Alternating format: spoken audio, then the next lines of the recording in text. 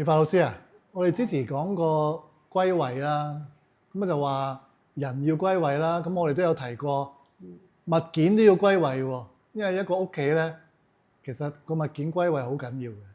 咁你可唔可以再幫我哋講下點解物件都要歸位咧？咁樣，因為咧，我好注重講係個能量場。因為我成日都話人自身就係一尊風水，收好自己呢個能量場，收好你自己呢尊好好嘅風水啊，係非常之重要嘅。咁我哋自己都喺度收我哋嘅能量啦，收我哋嘅身口意啦。咁個屋企點解唔需要咧？如果你間屋你能夠學識斷捨離啊，你間屋啲嘢歸位，好乾淨，好簡結，而係每一個人翻到嚟係咪會好舒服啊？你係咪好中意喺間屋度啊？咁我係比較重視呢一樣嘢啦，因為我覺得唔需要嘅嘢係要學識斷捨離嘅，因為你都唔用，你又不停去買，不停咁樣，哇！我哋個慾望嚇無止境咁樣，根本都唔需要嘅。咁一來你就個空間冇地方擺啊，你都唔會用嘅。點解你唔去送出去或者佈施出去咧？但係如果你都係唔需要嘅，你係咁買，其實亦都係燒緊你本人自己嘅福報啦。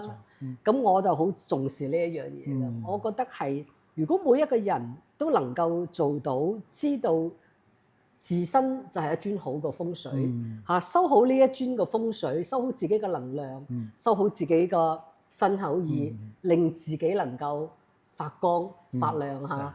咁然之後又收好個屋企個能量場，咁令屋企嘅人翻到嚟個個都好舒服、好自在、好願意喺呢一間屋度，咁個家係咪越嚟越和諧啊？係冇錯，我就比較重視呢一樣嘢多啲。其實講得好啱啊，妙法老師。因為咧一個屋企咧，我有聽過一個講法咧，就係你個屋企嘅成個環境啊，其實咧就係等於你自己個心個心臟。即係如果你屋企咧係亂糟糟、塞滿晒嘢嘅，咁其實就代表咗咧你成個人咧係塞嘅，即係好多嘢都唔通嘅。咁所以即係我哋成日講，即係能量場。屋企嘅能量場係非常緊要。點解咧？你每一日我諗起碼都10幾個鐘逗留喺屋企。如果你喺屋企唔企理、唔乾淨、唔舒服嘅話，咁你諗下，你成日十幾個鐘受呢一個咁樣嘅咁負面嘅能量場影響，咁你唔會好得去邊咯。咁同埋有另一樣嘢咧，其實我以前做好多設計師嘅訪問咧，咁有啲設計師我講緊室內設計師咧。即係佢哋講得好好嘅就係其實喺空間啊，即係一個空間咧，其實係本身係一個居住嘅元素嚟嘅。咁但係咧，你喺香港睇咧就唔係嘅。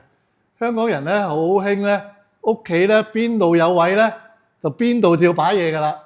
即係佢唔會俾屋企咧係有一個空間咧剩翻出嚟，係俾佢自己空間本身去存在嘅。咁所以我覺得呢個。即係可以睇到，即係每一個地方、每個城市嘅生活嘅人嘅習慣啊。咁同埋咧，我喺中心即係跟隨咗老師咁多年啦、6年啦，睇到太多案例，好多嚟求助嘅咧。其實咧，俾老師睇咗之後、見咗之後咧，佢第一樣嘢咧就會講：你屋企係咪好亂嘅？一定係俾我哋妙法老師睇穿晒。咁其實個個都係嘅。即係屋企一亂咧，咁咧有好多時咧問題就會出現㗎啦。咁所以呢個屋企嘅能量場要歸位，即係所有嘢都要歸位，個道理就係咁樣啦。同埋我又覺得一樣嘢係，可能我哋好在乎嗰個相啊，好在乎個包裝。我見好多人真係出嚟好靚啊，打扮得好靚，咁但係間屋係亂糟糟嘅。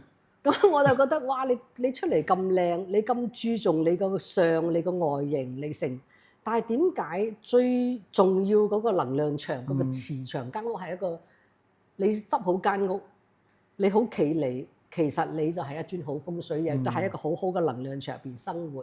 但係點解可能大家都忽略咗呢一樣嘢？咁啊，出到嚟好身光頸靚，但係哇間屋亂七八糟，從來都唔會去嘥時間去打理下間屋啊。咁我好多時見到佢哋，正如所講，呢個間屋就等於我哋人嘅心臟一樣嘛。啱啱你所講嘅啱啊嚇，心臟一樣。如果你間屋好乾淨、好整潔嘅，我哋成日講一切嘅問題都係個心結啊嘛。乾淨企，你個心冇結，咁個人係咪會好開心啊？係咪會通晒啊？點會有病啫？嚇！一切都係一切為心做啊嘛，係咪啊？咁我好希望大家成日我都講一句説話，合一啊！係啦，我好覺得要合一，即係你平時出嚟個言行，同你喺生活之中，你能唔能夠做到合一咧？我就可能比較去重視呢一樣嘢多啲啦。咁同修們翻到嚟中心，我成日同啲義工同修講嚇，點樣令所有人上到我哋妙法禪修中心覺得要舒服、冇錯、自在。第一個請大家企理乾淨，等入到嚟個同修翻到嚟，回到呢個家好舒服，呢個係最重要嘅一樣啦。